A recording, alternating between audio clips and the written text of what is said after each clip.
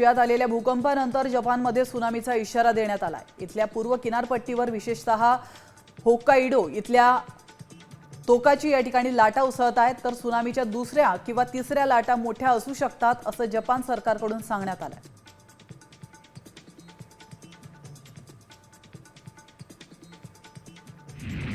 जपानमध्ये सुनामीचा इशारा देण्यात आल्यानंतर फुकुशिमा अणु ऊर्जा प्रकल्प रिकामा करण्यात आलाय। 2011 मध्ये 9.0 रिस्टर स्केलच्या भूकंपामुळे आणि त्यानंतर आलेल्या सुनामीमुळे फुकुशिमा अणु ऊर्जा प्रकल्पाचं मोठं नुकसान झालं होतं आणि याच पार्श्वभूमीवर खबरदारी म्हणून फुकुशिमा अणु ऊर्जा प्रकल्प रिकामा करण्यात आलाय।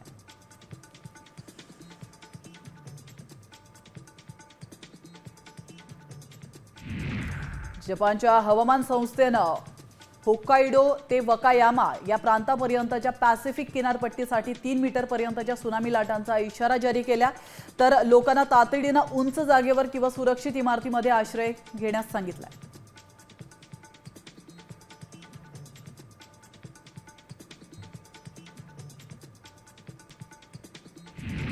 तर रशिया भूकंपानं हादरलाय। कामचात्का द्वीपकल्पाच्या किनारपट्टीवर 8.8 रिश्टर स्केल तीव्रतेचा भूकंप आल्याचं आपण पाहिलं।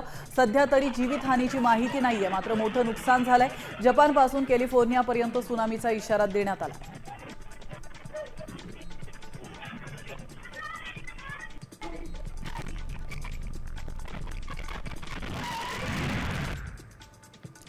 रशियातल्या भूकंपानंतर स्टेलर समुद्री सिंहांनी सुनामीच्या लाटांपासून पळ काढलाय। ही दृश्य प्रोफेसर क्रोमोव जहाजावरच्या निकिता सिंचोव यांनी कॅमेरामध्ये चित्रित केली आहे। समुद्री सिंह खड्ड्यांपासून आणि अस्थिर झालेल्या पाण्यापासून पळताना पाहायला मिळतात।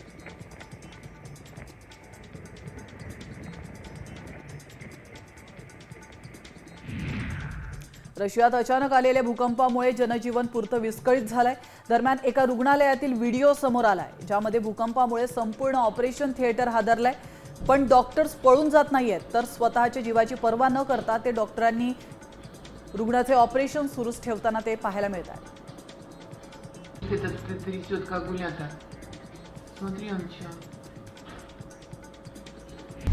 आता isakal.com आहे देशातील नंबर 1 ची मराठी न्यूज वेबसाईट। प्रत्येक अपडेटसाठी isakal.com ला नक्की भेट द्या।